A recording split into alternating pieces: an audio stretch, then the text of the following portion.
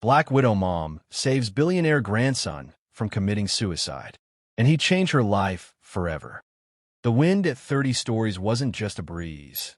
It's a living, howling force, clawing at Lucas Hale's clothes like invisible hands trying to pull him over the edge. Below, the city of Los Angeles sprawled like a glittering circuit board, impossibly distant. The sirens were a faint, pulsing whine, the crowd a shifting mosaic of tiny, upturned faces. He could just make out the frantic figure of his grandfather, Charles Montgomery Hale, billionaire titan of California industry, dwarfed by the sheer scale of his own building. Lucas's knuckles were white where he gripped the cold metal railing of the narrow maintenance balcony. One step back was safety, one step forward was oblivion. He wasn't thinking of the company, the Hale Global Industries logo gleaming below. He wasn't thinking of the trust funds, the legacy. He was thinking of his mother's laugh, warm and bright like sunshine on water, silenced forever 6 months ago by a swift, cruel illness. He was thinking of the suffocating darkness of his stepfather's study, the unwanted touches, the whispered threats that choked him whenever he tried to speak out. Who would believe you, Lucas? Over me. The police officer's bored expression when he'd stammered his story flashed in his mind. Disbelief, dismissal. And then, the final blow, Sarah, his anchor in the storm. Her eyes cold as she told him it was over. She couldn't handle his drama. The last brick of sanity crumbled. Up here, the wind drowned out the voices in his head, the crushing weight of being utterly unimportant, unseen, unloved. Down in the sleek, mirrored lobby, chaos reigned. Security teams barked orders. Police cordoned off the area. News vans jockeyed for position. Amidst the polished marble and anxious suits, Annalise Elison felt profoundly out of place. Her worn sneakers squeaked on the immaculate floor. Her best dress, a simple navy shift washed thin, felt inadequate against the tailored perfection around her.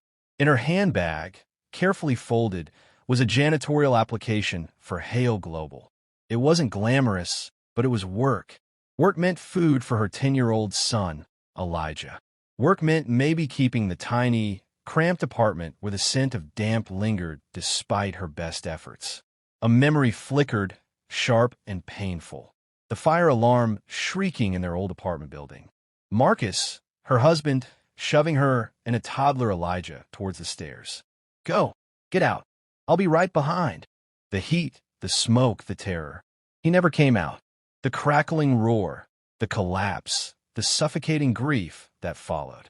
Since then, it had been a relentless battle, low-paying jobs that vanished, the judgmental stares as a single black mother, the gnawing fear when the pantry grew bare. Just last night, she'd pushed her meager portion of beans and rice toward Elijah, claiming she wasn't hungry, the hollow ache in her own stomach a familiar companion. It's okay, baby. Mama ate big at work, she'd lied, ruffling his hair, her heart breaking at his easy acceptance. Stepping into the elevator, Annalise took a shaky breath, smoothing her dress. The doors hissed shut, sealing her in quiet tension. She pressed the button for human resources on the 15th floor. The elevator began its smooth ascent. Glancing out through the glass wall as it passed the lower floors, she saw the commotion below, flashing lights. A crowd gathered. Curious, she looked up, her gaze tracking the sheer glass face of the building towards its peak. Her breath caught in her throat.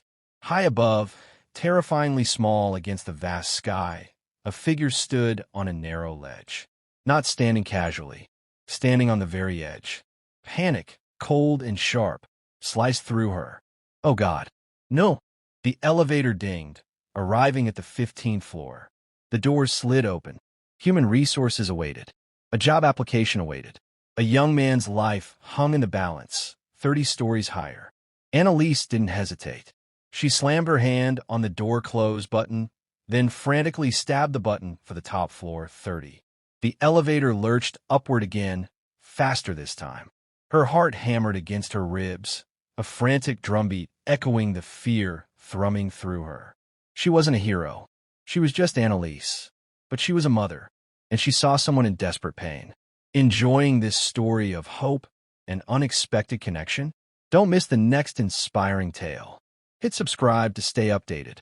The penthouse level was eerily quiet, a world away from the chaos below. Annalise burst out of the elevator, her worn sneakers silent on the plush carpet. A terrified security guard near the roof access door stammered, "Ma'am, you can't." She didn't stop, brushing past him, driven by a force stronger than fear. She flung open the heavy metal door leading to the roof service area. The wind hit her like a physical blow, roaring in her ears, whipping her braids across her face. The city sprawled dizzyingly below. And there he was, Lucas, so young, barely more than a boy, his face etched with an anguish that made her own heart clench. He stood on a narrow concrete lip beyond the safety railing, the void yawning beneath him. Rescue workers in harnesses were cautiously maneuvering closer on the main roof area. But the drop-off where Lucas stood was treacherous, exposed. Annalise didn't think about the height, the wind, the sheer insanity of it. She saw Elijah's face superimposed over Lucas's for a terrifying instant. What if it were him? She moved, not with hesitation, but with a fierce, protective determination. She climbed over the main railing, landing lightly on the narrow service balcony. The wind threatened to pluck her off. She ignored it, taking one careful step towards the corner where Lucas stood, perilously close to the edge. "Hey," her voice, surprisingly strong, cut through the wind's roar. "Hey, son, look at me." Lucas flinched, his head snapping around. His eyes, red-rimmed and hollow, widened in shock. Not a cop, not a negotiator, not his grandfather's security. A woman. A stranger in simple clothes, her face etched with concern, not authority. Who are you?" His voice was raw, shredded by tears and wind. Just go away. Leave me alone."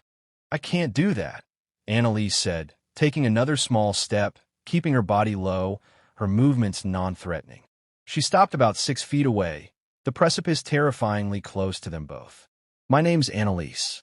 I came here looking for a job, cleaning floors. But I saw you, and I couldn't just keep going." She gestured weakly back towards the building. "All those people down there? They're begging you not to do this. What do they care?" Lucas spat, bitterness twisting his young face. He looked down at the distant crowd, a flicker of something unreadable in his eyes. "They don't know me. They don't care. No one does." His voice cracked. "Not anymore." "I care," Annalise said, the words simple, direct, cutting through his despair. "Right here, right now, I care. Talk to me, Lucas. Please, just talk." He blinked, surprised she knew his name. A fresh wave of agony washed over him. "Talk? What's the point?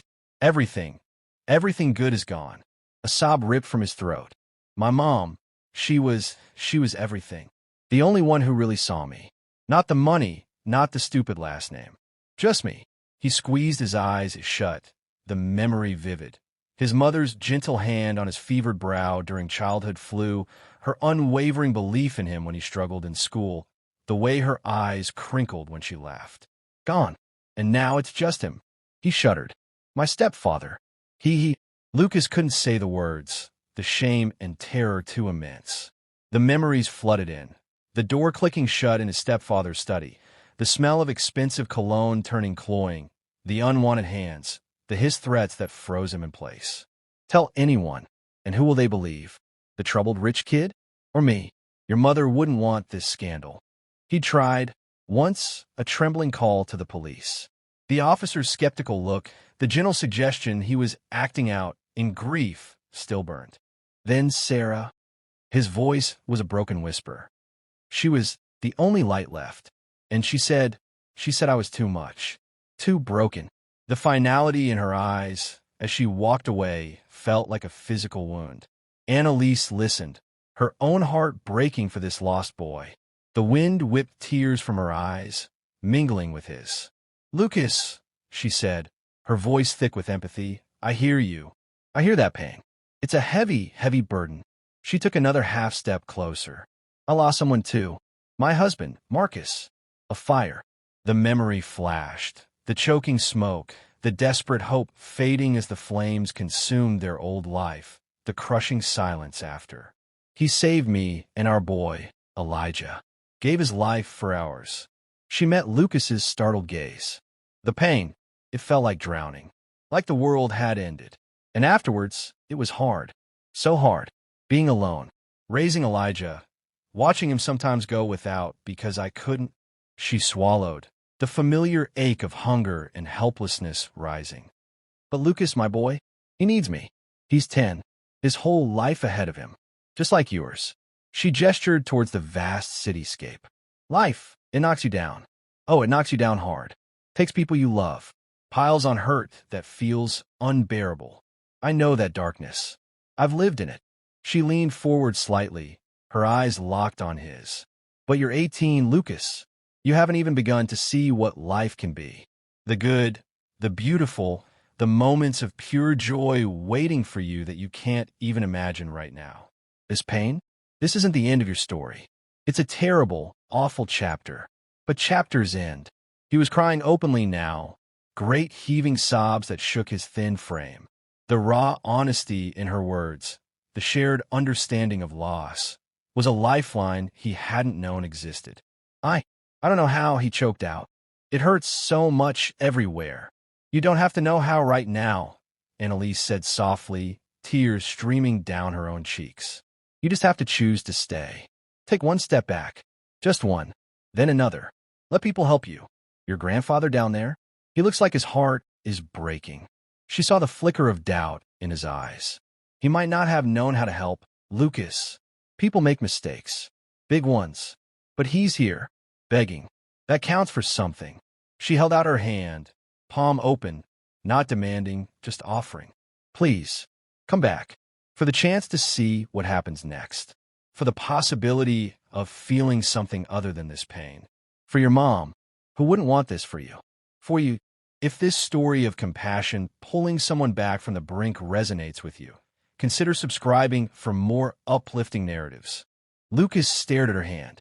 He looked down at the terrifying drop, then back at her face, a stranger's face etched with lines of hardship and grief, yet radiating a fierce, undeniable compassion.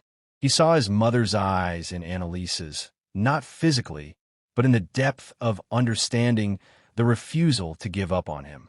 The crushing weight didn't vanish, but a tiny spark ignited. A spark of maybe. With a shuddering breath that seemed to come from the depths of his soul, Lucas slowly, agonizingly, lifted his foot. He placed it back onto the relative safety of the balcony surface, behind the line marking the precipice. Then the other foot. He swayed, exhausted, emotionally spent. Annalise didn't grab him. She closed the distance and gently placed her hand on his trembling arm, a steadying presence. That's it, she whispered, her own legs trembling now that the adrenaline was fading. You did it. You chose to stay. At that moment, the rescue team, seeing the shift, moved swiftly. A harnessed officer rappelled down from the main roof structure above, landing deftly beside them.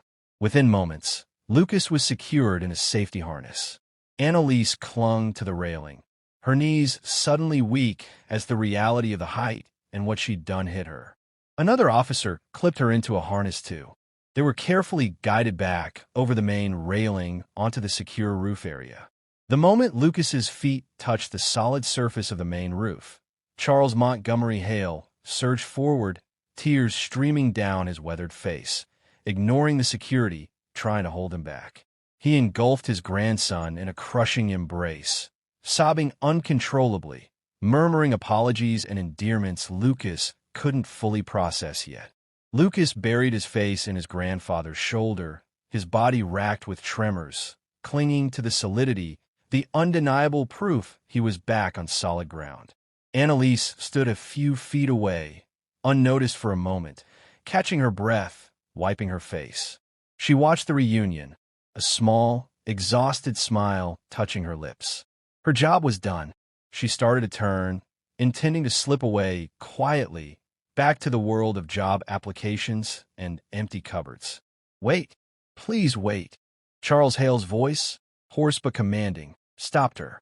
He gently disentangled himself from Lucas, keeping a protective arm around his grandson's shoulders, and hurried towards her. Lucas followed, his eyes, still red and swollen, fixed on Annalise with a look of profound awe. Charles Hale took Annalise's hands in both of his.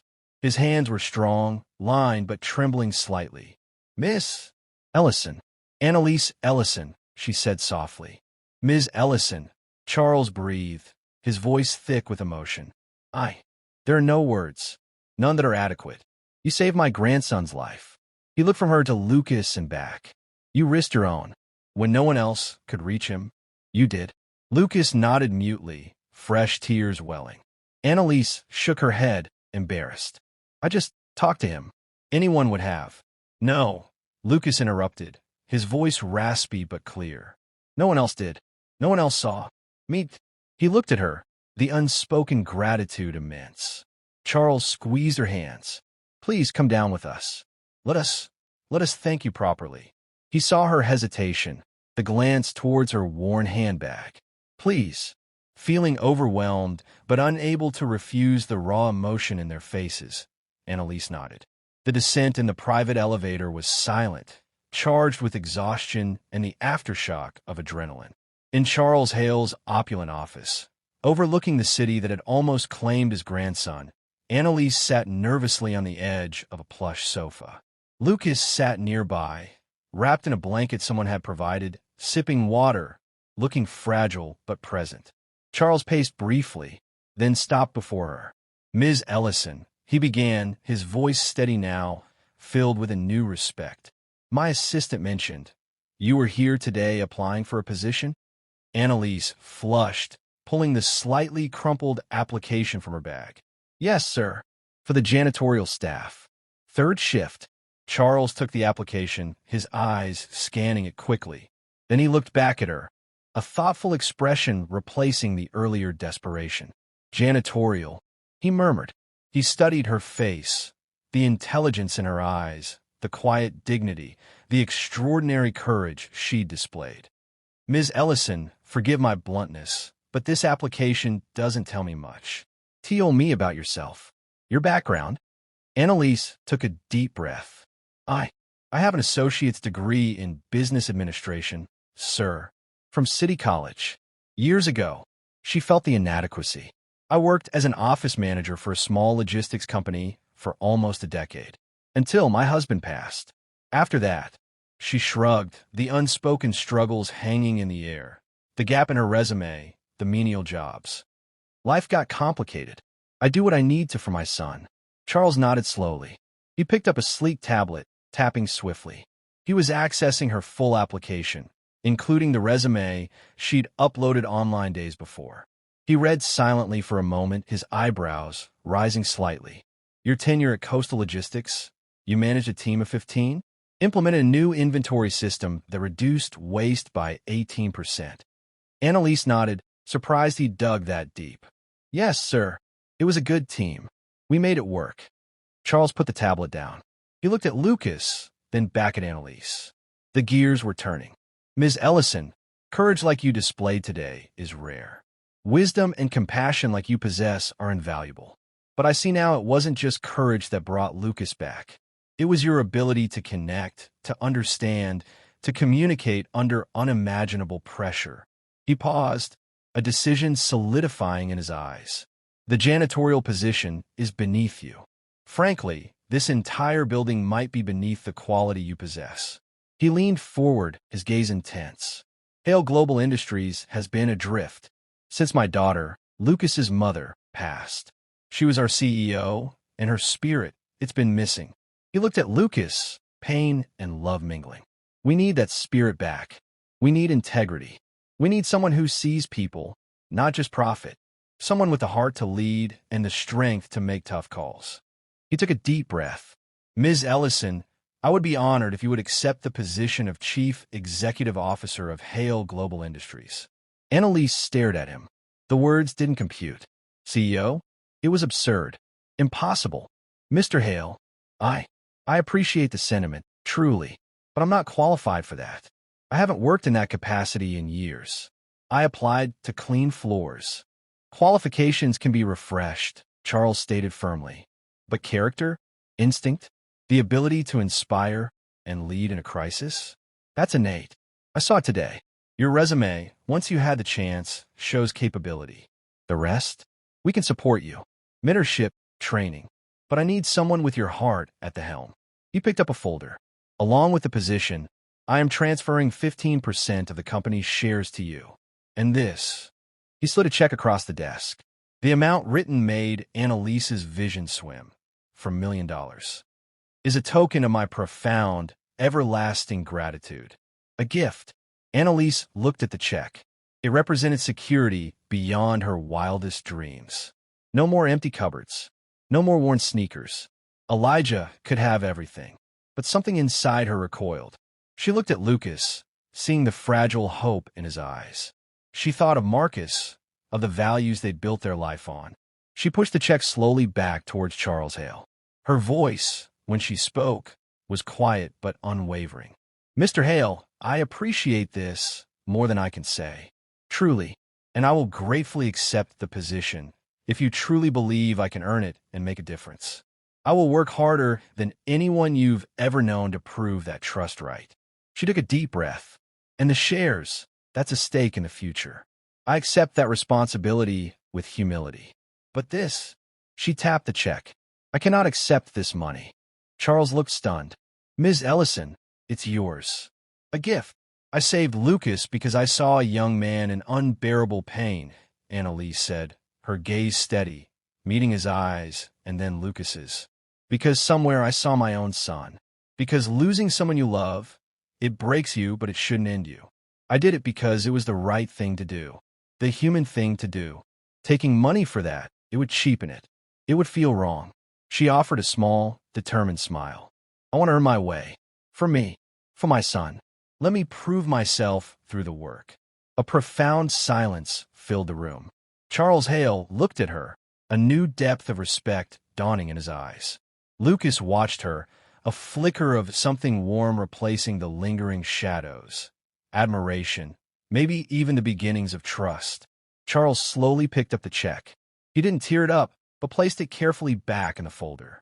Very well, Ms. Elison. The position of CEO is yours.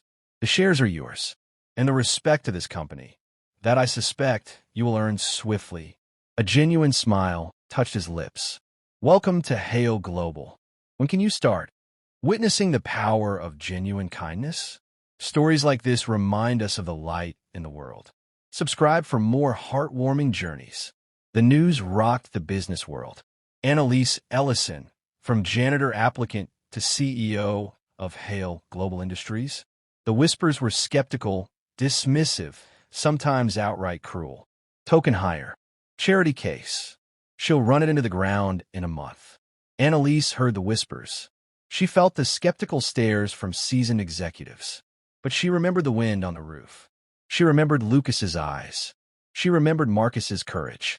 She remembered Elijah's trusting face. She worked. She learned. She asked questions, countless questions. She listened to the people on the factory floors, in the mailrooms, in the corner offices. She brought in mentors, embraced their guidance, but never surrendered her core belief. A company is its people. She implemented changes, fair scheduling, better parental leave, mentorship programs that identified talent from unexpected places. She streamlined processes with the practical eye honed by years of making ends meet. She made tough decisions, but always with transparency and a focus on the long-term health of the company and its employees. Slowly, steadily, the skepticism turned to curiosity, then to respect. Her calm demeanor in crises, her genuine care, her unexpected strategic brilliance began to shine. Profits, once stagnant, began to climb, then soar. Within 5 years, Hale Global Industries wasn't just profitable. Its worth had quadrupled. Innovation flourished. Employee satisfaction became the envy of the industry. Annalise Elison wasn't just the CEO. She was the respected, transformative leader Charles Hale had glimpsed on that terrible, miraculous day. And Lucas? He found therapy. He found the courage to finally expose his stepfather, leading to a swift legal reckoning and the man's removal from their lives. He enrolled in college, studying psychology, driven by a desire to help others lost in darkness. He found his way back to himself, step by painful step.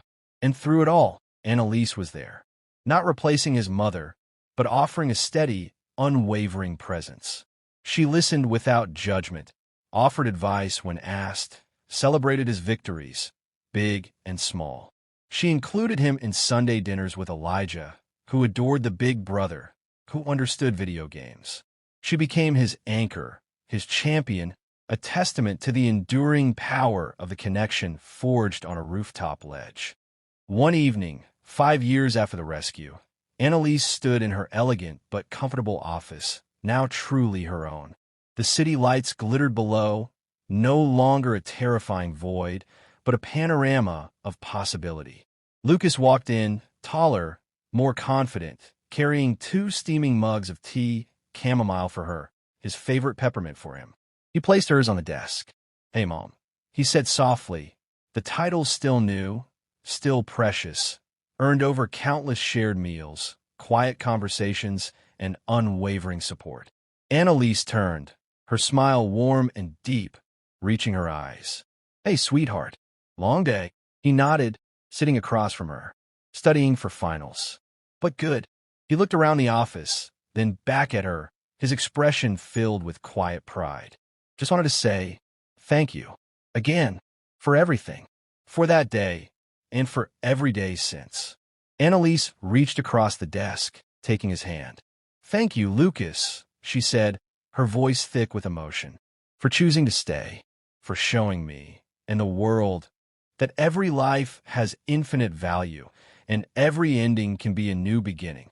Outside, the city hummed, oblivious to the quiet miracle in the skyscraper high above. A miracle that began with a desperate boy on a ledge and a widow who saw not an ending, but a chance for a story to continue. A story of rescue, redemption, and the extraordinary life that blooms when compassion takes that first, fearless step. If you enjoyed the video, please don't forget to subscribe. We are not just a channel, but a community. A nation. We are Black Nation.